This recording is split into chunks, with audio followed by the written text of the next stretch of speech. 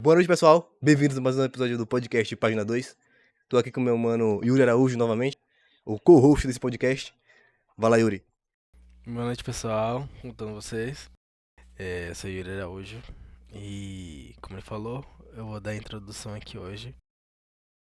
É, eu queria já começar te perguntando se você já ouviu falar na frase antes feito que perfeito. Ah, sim, mano. Sim. Pior que sim. Caramba, hoje você trouxe, tá? Começamos bem. É, essa semana eu tenho pensado muito sobre muitas coisas assim relacionadas à carreira, a trabalhos e projetos. E essa autocobrança tem me pegado muito. É, E como que eu posso falar? Eu não sei por onde começar. E aí eu fiquei pensando nisso e essa frase me veio à mente. Até porque.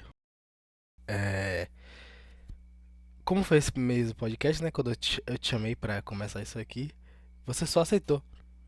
Foi bem na base do antes feito que perfeito. E como o próprio Voltaire falava, né? O melhor é inimigo do bom. E talvez essa seja uma das frases mais atuais que já foram escritas, mesmo tendo séculos de idade. E a busca constante pelo melhor, pelo perfeito, pelo ideal, muitas vezes nos impede de enxergar o valor do que já é bom, do que já funciona, do que já é suficiente, sabe? A gente tá tentando a gente vive tentando lapidar o que sente, o que faz, o que mostra, até que ponto em que nada mais parece real.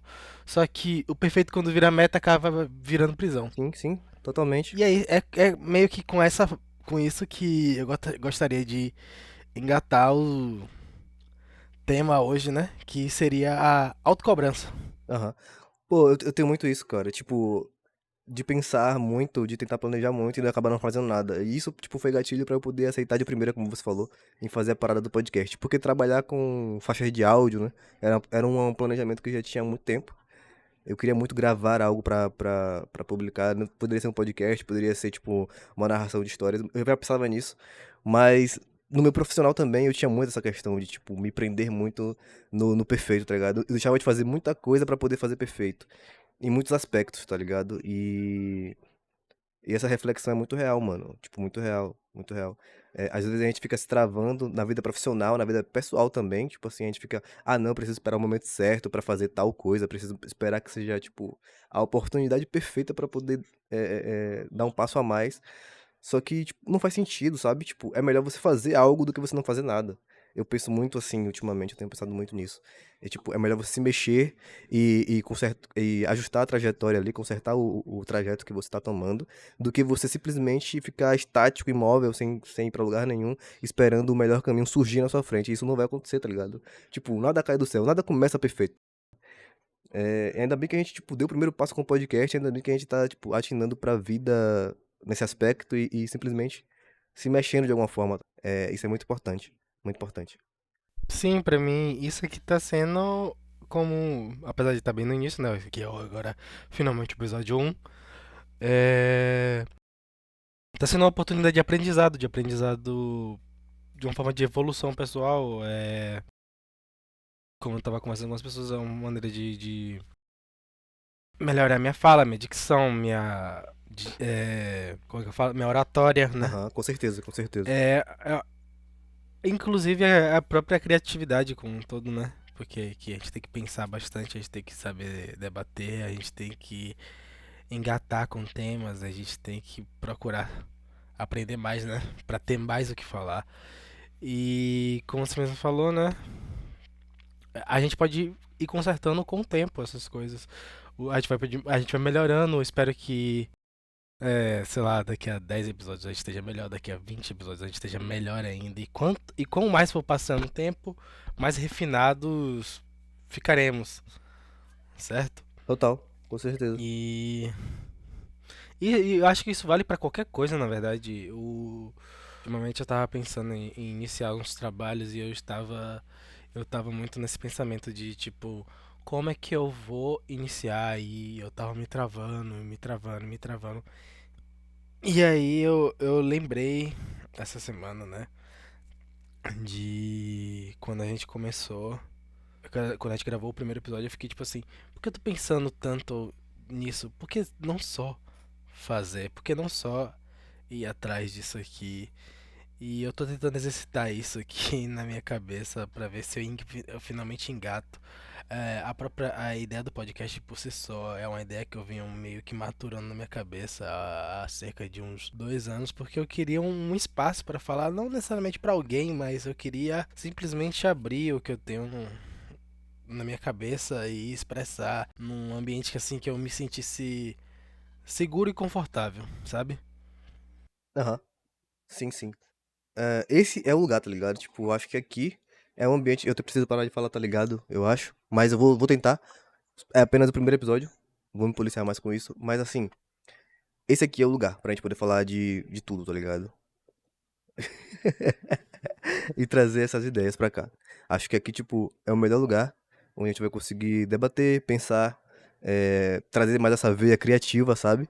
E poder, pô, expressar mesmo as coisas que a gente pensa de forma mais clara, o que é que a gente tá fazendo, o que é que a gente tá planejando, o que é que a gente vai fazer no futuro, tá ligado? Acho que é aqui o lugar perfeito pra isso. Sim, e dando prosseguimento a esse tema, né? Eu não sei se você conhece uma filosofia japonesa chamada Wabi-Sabi. Não conheço, não conheço. Você já viu aquelas cerâmicas japonesas com ranhuras em ouro?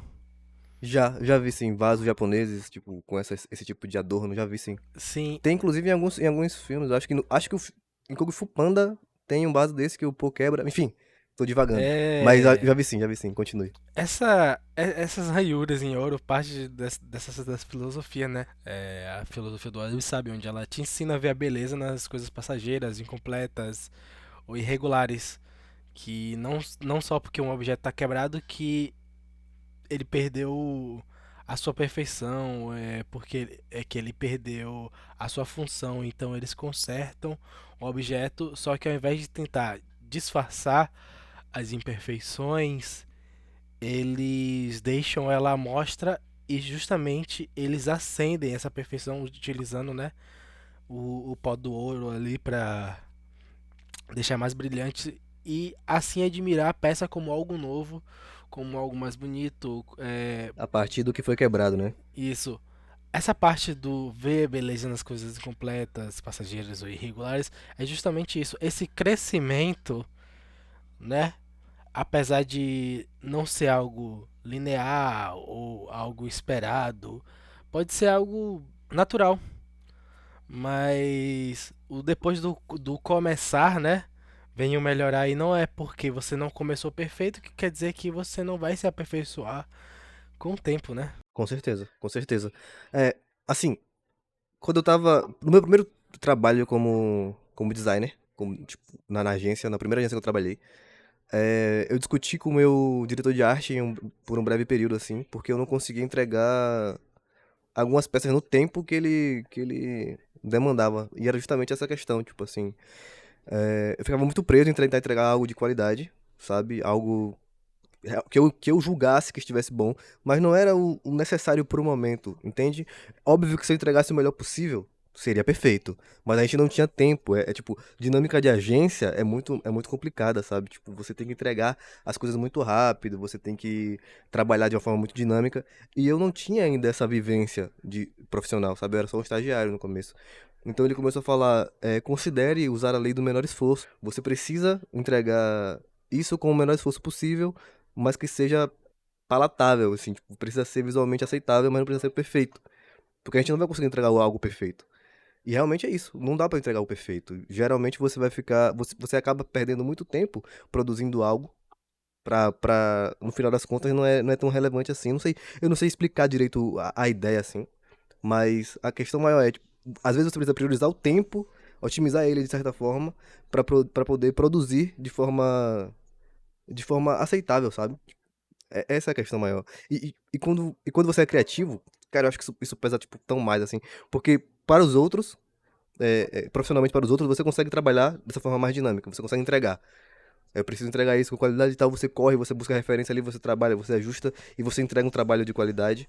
Mas pra você mesmo parece que as coisas ficam sempre amarradas porque você precisa entregar o perfeito. Você precisa entregar o melhor possível. E não existe o melhor possível. Tipo assim, é muito difícil chegar a alcançar essa perfeição quando é algo pra você mesmo. Eu acho que isso é uma das travas que pegam mais, assim, na vida criativa, sabe? Pra você poder construir algo. Pelo menos pra mim é assim. Não sei se você sente e eu tenho essa visão, de certa forma. Assim, no, eu não falei, acho que eu não falei aqui no piloto, né? Mas eu sou engenheiro. Assim, nos projetos que eu faço, eu também me cobro bastante. Eu sempre tento buscar muita perfeição e eu trabalho com um amigo meu que ele se cobra demais. Ele se cobra muito e ele entrega um trabalho fantástico, muito acima da média e às vezes ele fala, isso aqui não foi o meu melhor, então pra mim não tá bom. E eu falo, e eu tento falar pra ele assim, cara, outros lugares, até empresas gigantescas, entregam um trabalho medíocre que, se comparados ao seu, são basicamente nada.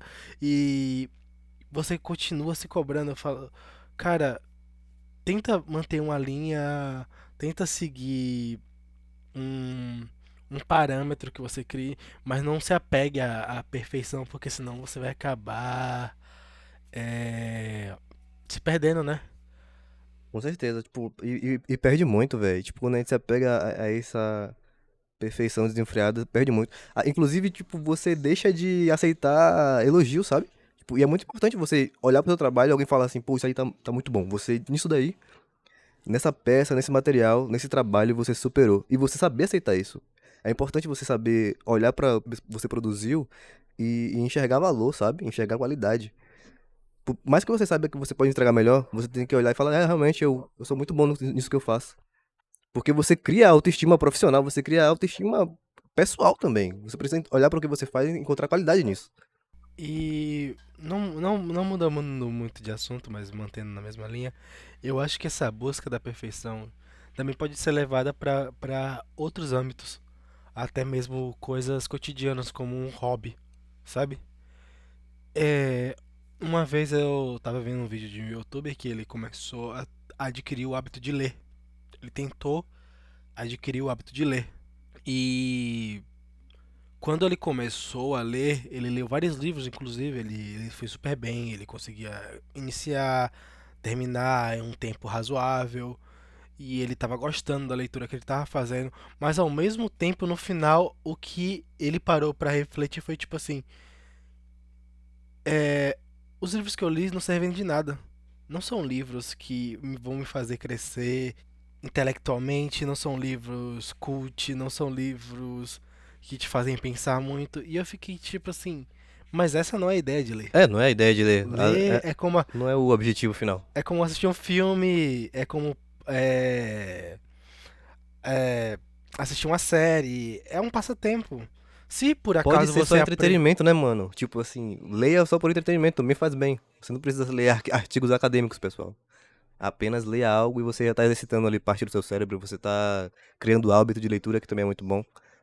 Sim, é Enfim, isso, mas ele tava nessa busca incessante, tipo assim, eu tenho que ler, mas por eu tenho que propósito, precisa ler por propósito, né? eu tenho que ler da maneira correta, eu tenho que ler os artigos corretos, eu tenho que ler os livros corretos para eu aprender, para eu debater, para eu me mostrar. Foi isso que me passou, sabe? Eu Aham. acho muito absurdo como, tipo, a busca E depois ele abandonou a ideia de ler. E eu fiquei, tipo assim, a busca. Pra mim, isso foi a busca da perfeição, né? Do âmbito de ler, né? Que fez com que ele abandonasse a leitura. E eu fiquei, tipo, não, qualquer hobby você pode fazer de maneira, entre aspas, né? Medíocre. É, Simplesmente os faça, né? com certeza. E isso nos leva diretamente pra próxima pauta aqui, né? Qual hobby, o que é que tá fazendo você brilhar os olhos nessas últimas semanas? Qual hobby tá trazendo esse respiro pra sua vida aí, mano? Tem alguma coisa na cachola? Tem algo que tá, tipo, te puxando, atraindo sua atenção? No Ou não? momento, eu tô procurando alguma coisa, eu tô experimentando coisas novas, eu tô reavivando coisas antigas, como. o exemplo que eu dei, né? Eu tô tentando voltar a ler, eu tô tentando iniciar a aprender um instrumento, né? Eu tenho uma guitarra aqui que tava parada há muito tempo e eu fiquei, não, agora eu vou aprender a tocar esse instrumento que ela ficou parada aqui, que eu comprei antes da pandemia e a pandemia passou, eu deixei ela estacionada e ela ficou parada, eu fiquei, eu tenho que engatar em alguma coisa. Eu tô nessa mecânica de casa, trabalho, trabalho, casa, que eu não tô saindo tanto, eu não tô me divertindo tanto, eu não tenho um passatempo. E às vezes eu me pego aqui em casa sentado no sofá, Que tristeza.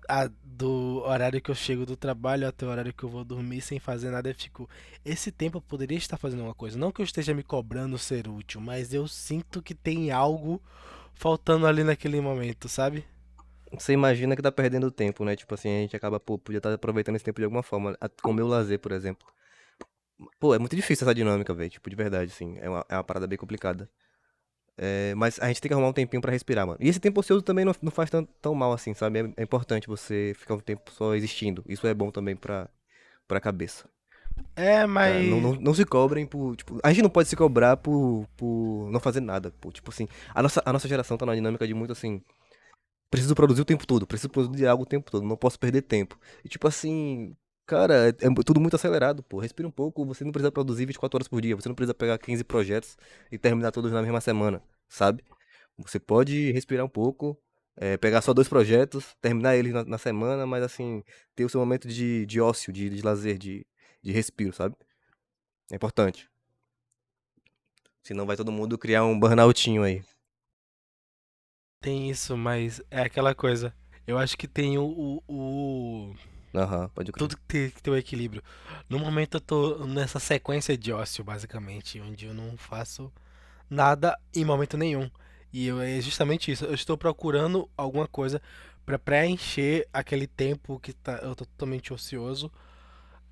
É, de uma maneira controlada, é claro, né? Isso, né? Aprender um instrumento, eu posso ali praticar 15 minutos, uma hora. Eu posso. Vai ter dias que eu não vou querer, vai ter dias que eu vou ficar querendo só assistir um filme, vou assistir uma série, Uhum. é isso, eu vou ler um livro. E ter que dosar as coisas aos poucos. Cada momento a gente tem que aprender a se dosar, né? Pra tudo.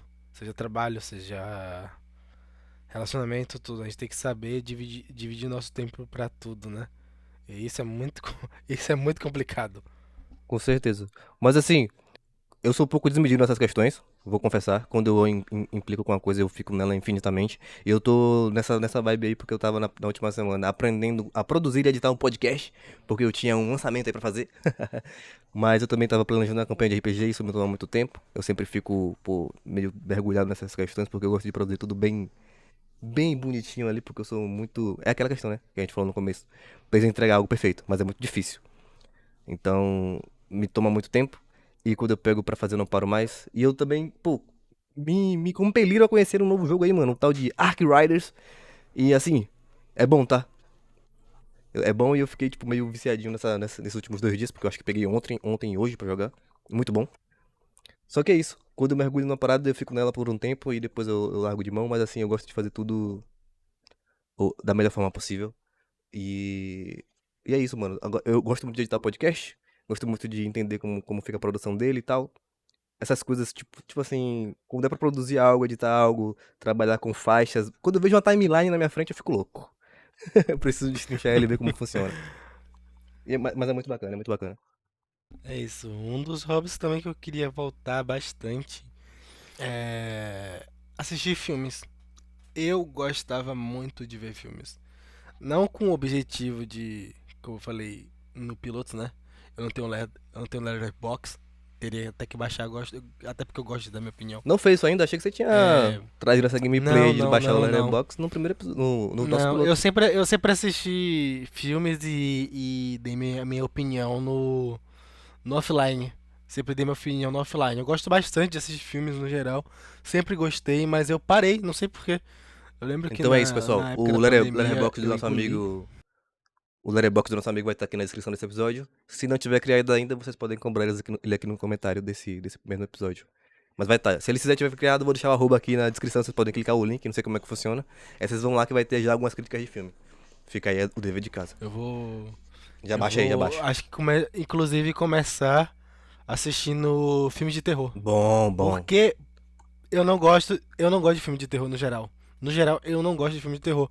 E eu estou tentando Criar esse gosto, né? Criar esse hábito aí. aprender a gostar de filme de terror.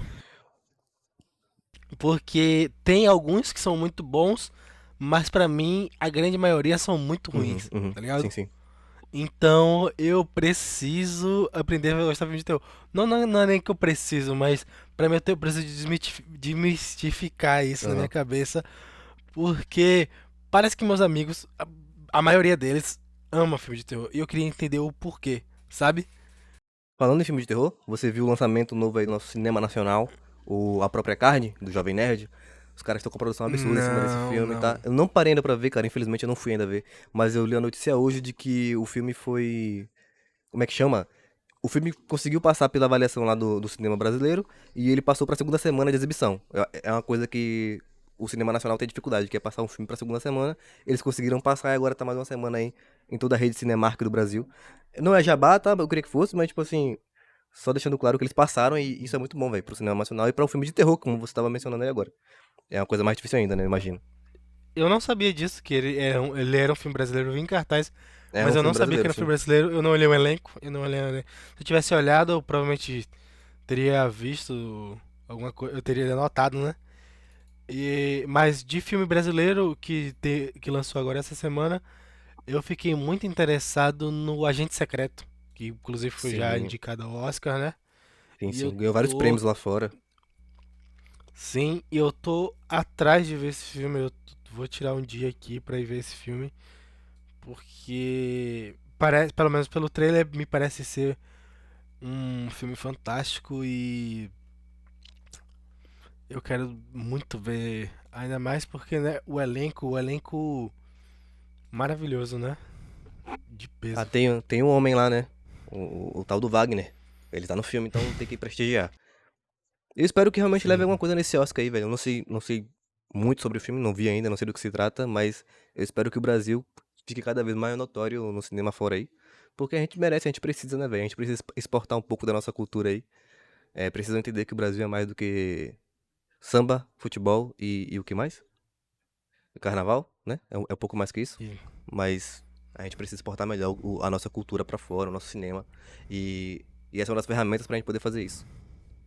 eu acho que não só o cinema, mas acho que a arte como um todo, velho. Acho que a gente tem muita arte, Não, tem com muita certeza, cultura cara. pra, pra exportar pra vários países. Eu acho incrível quando eu gostava muito de ver os espetáculos de um violonista, né? O Yamandu Costa. E eu acho muito engraçado que no Japão ele é muito famoso, porque o pessoal do Japão ama o violão brasileiro no geral, né? A música brasileira, a cultura brasileira. Não é à toa que em Tóquio, inclusive, você falou de carnaval, né? Sim, Em Tóquio, eles têm um carnaval fora de época lá. Não sei se você sabia não fazia disso. Eles têm um ideia, não fazia carnaval ideia. que eles puxam um carro alegórico lá, o pessoal fica sambando, eles botam a música, eles passam com isso por algumas ruas lá, eu não sei muito bem como funciona, não cheguei a me aprofundar nessa pesquisa, né? É, e o Mas Japão, inclusive, é um exemplo de país que consegue exportar sua cultura de forma muito primorosa, né? Tipo assim, eles são mestres nisso, eles mudaram completamente a imagem que o resto do mundo tinha do Japão através da exportação cultural. Tanto o cinema quanto os animes aí, a cultura japonesa, moda, tecnologia, enfim, mestres nisso. e é tanto isso é engraçado, né? A gente correlaciona os dois temas agora. Falando de cinema, eu não sei se você já assistiu Blade Runner 2049. Assisti, cara. Confesso que da primeira vez que eu assisti, eu dormi, mas o filme é bom. Assisti de novo e é muito bom o filme. Eu não sei se você já percebeu que no Blade Runner as coisas lá são escritas em japonês em muitos lugares, Sim. porque O Japão é o pai é o pai do cyberpunk, né? Também? é Enfim. isso, eles têm essa capacidade tão forte de exportar a cultura deles, que no Cyberpunk se acredita que, né, no mundo assim distópico, caótico, o Japão como o país mais estável e o país que exporta mais essa cultura pro resto do mundo, ele se tornaria a nação principal, né? Tanto Sim. por saber se restaurar tão fácil, mais rápido, né? Como esse poder que eles têm de exportar a cultura deles.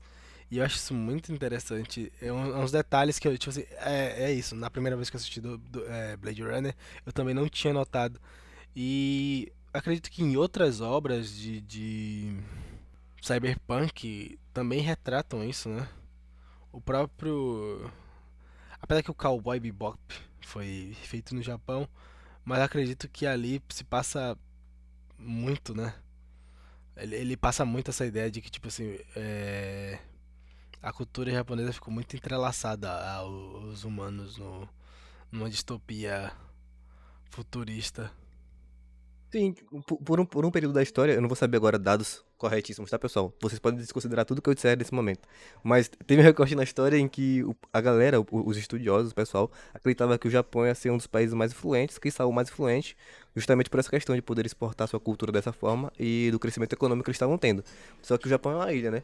Tem toda a questão da xenofobia e tal, deles não permitirem imigrantes tipo, de uma forma tão aberta quanto outros países, então eles não têm também mixigenação no país deles.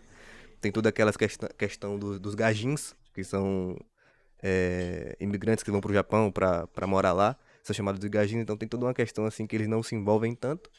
Então, o país acabou não tendo, não sei se é população ou o crescimento econômico constante para poder se manter nessas potências mundiais, né? Então, hoje a gente consegue observar o declínio japonês, de certa forma, na questão econômica e populacional, que a métrica que a gente tem, a régua que a gente tem agora é que o Japão vai só, tipo, diminuir de tamanho, não geograficamente, mas assim, em sua população no futuro, do que outros países, por exemplo. A Coreia agora, a Coreia do Sul, vem crescendo, tipo, enormemente. E isso é um reflexo da exportação da cultura deles e da política deles de imigração, de exportação cultural e etc, etc, etc. Então, o Japão não seguiu esse caminho, né? É, isso é um fato, não tem muito para onde correr nessa questão. Mas aí é outra política, né? Não sei, eles têm outra visão de mundo, outra ideia. Mas paciência, né? Nem todo mundo é o Canadá. Sim, é tanto que acho que eu vi uma notícia esses dias falando sobre o número de nascidos Aham. versus o número de mortos no Japão esse ano. Parece que até agora foram registrados cerca de um pouco mais de 600 mil nascimentos, né? Mas já foram registrados, acho que 1.600.000 falecidos, né? Isso é bizarro. Tipo assim, eles não estão conseguindo nem repor a própria população para se manter estáveis. Em algum momento isso só vai colapsar e eles permanecem intransigentes com essa questão de imigração, né? Já foi um passo e tanto eles abrirem as fronteiras para o turismo que eles já querem fechar novamente, né? Tem alguns partidos lá mais conservadores que já estão querendo voltar a fechar novamente as fronteiras, né? Pois é, pois é. Tá, é Tem toda uma complicado problemática aí. a Toda uma dinâmica. problemática. É, mas seguindo a demais, né? Da temática Japão. E a gente acabou sem querer, né? Puxando o cinema mais uma vez, né? Não tem como. Aqui Não... é um podcast sobre cinema agora. Esqueça. É complicado. Falando de cinema e Japão. Relacionando cinema e Japão, recentemente teve o Festival Estúdio Ghibli que eu infelizmente perdi. Queria ter tido a oportunidade de reassistir os filmes do Estúdio Ghibli no cinema, mas eu fiquei sabendo tarde e os filmes que eu mais gosto já tinham passado, infelizmente, e acabei perdendo. Na semana que eu descobri isso, tava passando aquele filme que, de minha visão, ele é horroroso, que é Que é o isso? Calma lá. eu posso ouvir o oceano. Eu fiquei com raiva de absolutamente todos os personagens daquele filme. Todos os personagens daquele filme. Esse eu não conheço, eu acho. Ah, esse eu não conheço, esse eu não vi. Eu posso ouvir o Oceano. Ocean Waves, em inglês. Cara, esse eu não conheço, não. Mas já não vou ver, né? Você falou que é horroroso. Continue, continue assim, continue assim. É doloroso. Eu pesquisei aqui agora e parece que, pelo menos na avaliação da Netflix, né? 77% gostaram desse filme. Eu não sei o que eles viram aqui, mas certamente eu tô na parte, eu tô nos 23% ali que não gostou, como pode 6,6% perceber, né? no IMDb. Mas, paciência, né, pessoal? Tem gente que gostou, tô vendo um comentário aqui da moça elogiando, tá? Que filme lindinho, não tinha assistido ainda. Vi vários comentários falando mal, dizendo que o relacionamento deles é confuso e nada romântico. Mas pra mim, ele é o filme de Estúdio Ghibli que mais se retrata a realidade dos adolescentes confusos. Olha aí, ó.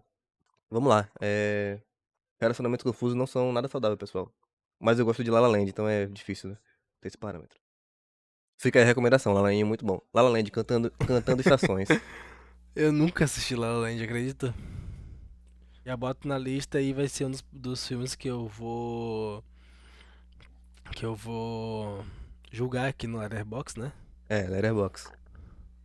Seguido de Eu Posso Ouvir o Oceano, eu vou lá, eu vou abrir a página desse filme só pra deixar um review Só negativo pra esculhambar ele todo. e, e botar uma estrela, né?